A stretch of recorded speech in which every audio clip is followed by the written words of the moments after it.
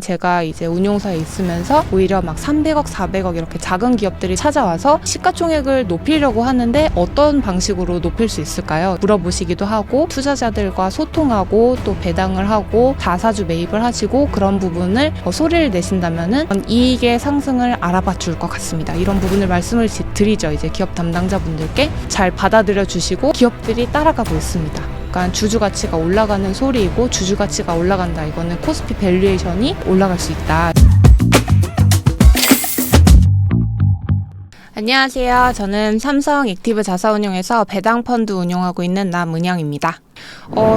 제가 요즘에 저는 뭐 배당 펀드 또 밸류어 펀드 이런 것들을 하고 있는데 계속해서 문의가 많으신 것 같아요. 투자자분들의 문의가 많으셔서 저도 설명을 많이 드리고 있고, 원래 처음에 출범할 때는 그 정도는 아니었고 우려도 많았는데 이제 코스피 지수를 대표할 수 있는 코스피 지수에 투자하고 싶으면은 이제 밸류업 지수로 투자를 하면 되지 않을까 이렇게 생각할 수 있는 대표 상품으로 자리를 잡지 않았나, 이런 얘기를 어떤 투자자분께서 하시더라고요.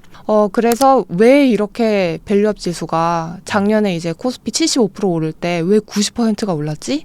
그 어려운 75%를 15%포인트 넘는, 어떻게 이렇게 잘할 수 있었지? 이거를 제가 뭐 야근을 하면서 고민을 많이 했어요. 근데 고민을 해보면 걱정했던 산식, 이 투자 전략에서 결국에는 답이 있었던 것 같아요. ROE와 PBR이 높은 종목들을 담는다. 그 생각을 해보면은 ROE 기업 체질과 PBR이 높은 종목들은 결국에는 시장에서 평가를 잘 받는 종목들이거든요. 그래서 이 종목들을 체질과 이제 밸류에이션이 좋은 종목들을 담으면 결국에는 이익 성장주다.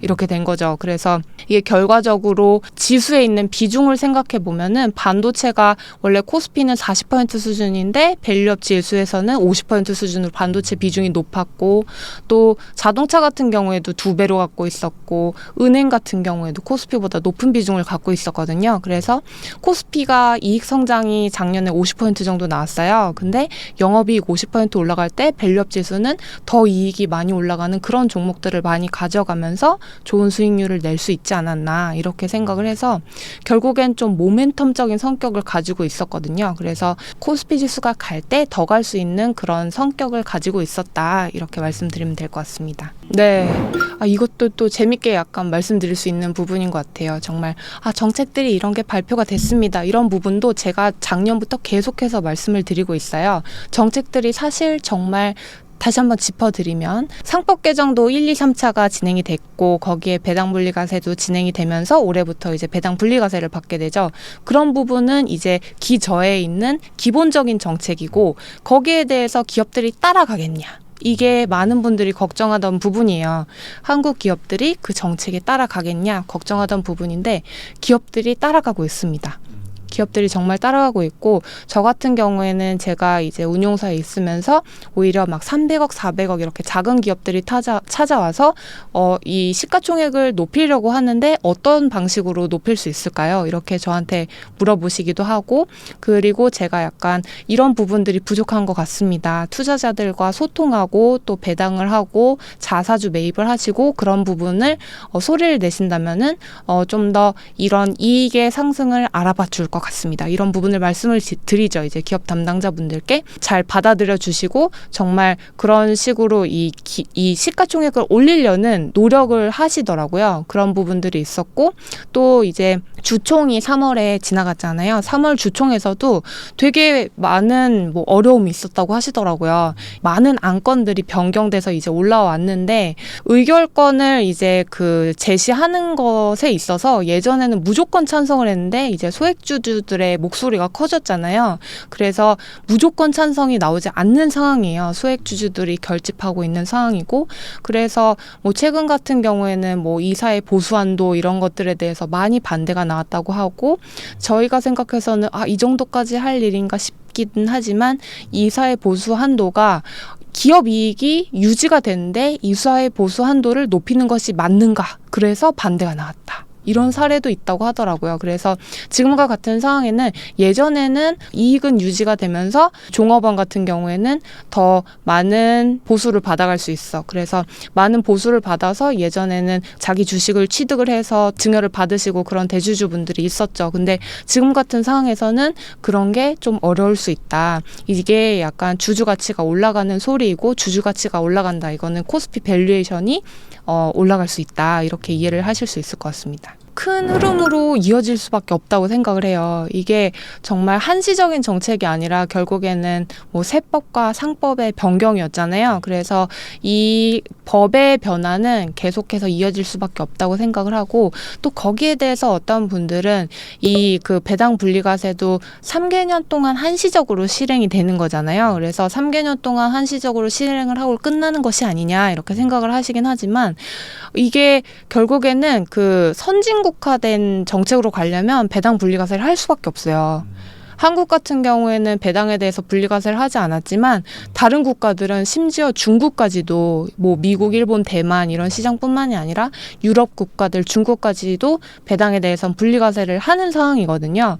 그래서 이미 이제 한국은 선진국화된 시장으로 가고 있고 지금 그 삼성전자의 시가총액 같은 경우에도 글로벌리 이제 거의 10위권으로 가까워진단 말이에요. 그 4월 기준으로 한 12위 정도 되거든요. 버크셔 해서웨이를 넘어설 것 같아요. 11위. 그런 수준으로 가고 있는 상황에서 MSCI 편입이 뭐 이제 저희가 시도를 한다고 하고 하는데 배당 분리과세를 3개년 일시적으로 하고 갑자기 이걸 취소는 없지 않을까요? 그거는 그런 정책을 실행하다가 취소를 하는 일은 힘들다고 저는 생각을 합니다.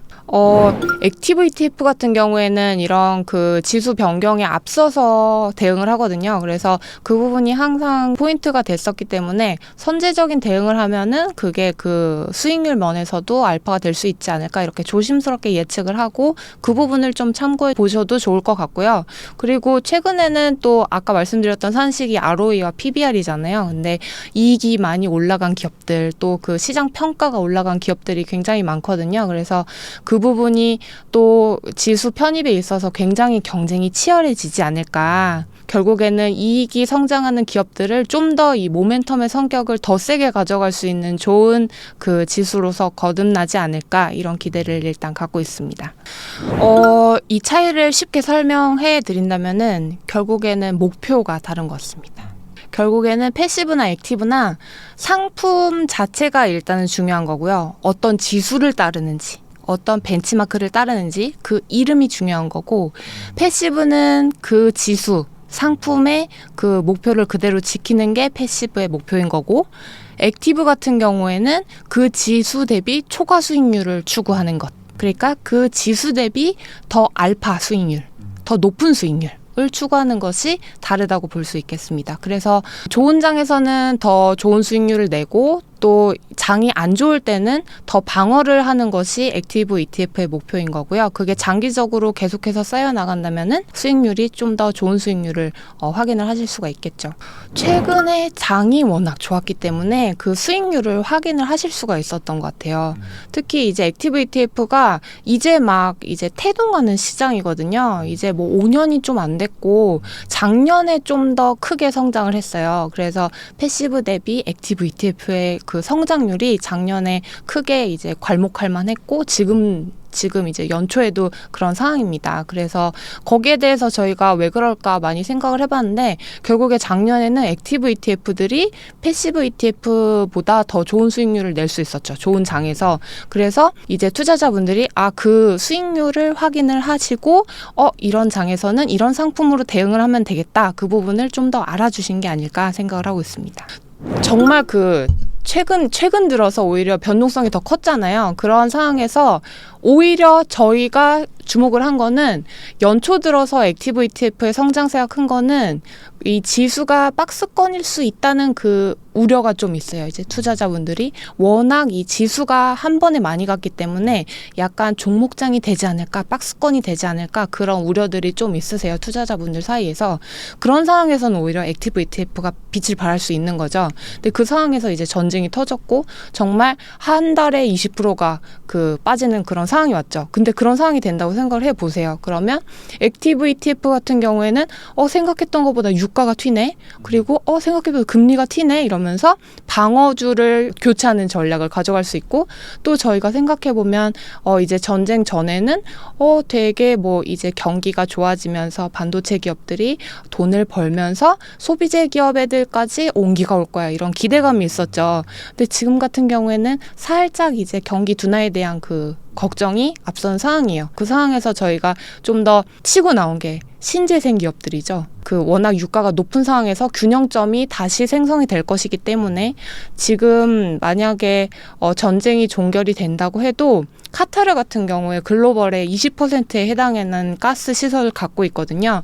그래서 다시 한번 이제 가스 시설을 또 재건을 하고, 또 미국에서 가스 시설을 다시 또 신속하게 구축을 해서 수출을 하고 하려면 아직까지 시간이 남았어요. 그러면 다시 에너지 가격은 균형점을 높여 나갈 것이기 때문에 빨리 신재생 에너지를 통해서 이제 구축을 해야겠죠. 그런 부분에서 신재생이 잘 된 건데, 액티브 ETF는 거기에 대한 대응이 가능하다는 거죠. 그래서 뭐 가스 기자재, 또 신재생 그런 기업들에 대한 대응이 액티브 ETF는 가능한 거고, 그런 부분이 3월에는 또 상승을 했기 때문에, 그런 기업들이 상승을 했기 때문에 액티브 ETF 같은 경우에는 어떤 ETF들은 거기에서 대응을 했다면 좀 더 수익률이 방어할 수도 있지 않았을까.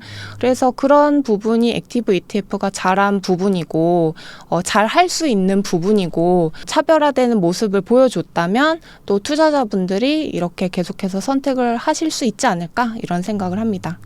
이제 액티브 ETF는 어떤 식으로 하는지 그 부분부터 설명을 드리면 더 좋을 것 같아요. 그러니까 액티브 ETF가 왜 좋냐, 그리고 어떻게 리밸런싱을 통해서 이렇게 좀 더 그 잘 할 수 있었냐, 이런 사례를 좀 더 말씀을 드리면은, 결국은 리밸런싱을 자주 한다는 게 특징 중에 하나잖아요. 큰 특징인데, 리밸런싱을 자주 한다는 게 정말 그 기업의 좋은 부분, 이제 이익 성장, 또 주주 환원의 성장, 또 뭐 이제 지배 구조의 개편, 이런 부분을 통해서 기업이 성장을 하잖아요. 그 부분에 대한 신호를 이제 파악을 하면서 액티브 ETF는 점진적으로 계속해서 비중을 더 높여 나간다는 거죠. 그렇기 때문에 그런 부분의 신호를 가지고 점진적으로 비중을 올려 나가고, 그리고 또 그게 안 되면 비중을 낮춰나가고 하면서 결국에는 계속해서 변동성을 줄이면서 수익률을 가져갈 수 있는 거예요. 생각해보면 뭐 삼성전자 같은 경우에도 뭐 원래는 작년 같은 경우에는 배당을 그렇게 많이 하는 기업은 아니었어요. 이제 이익에서 좀 더 치고 나갔던 부분이고, 그래서 이익이 좋아졌을 때 좀 더 비중을 올릴 수 있고, 또 근데 작년 말 이제 25년 이익을 기준으로 삼성전자가 특별 배당을 발표를 했죠.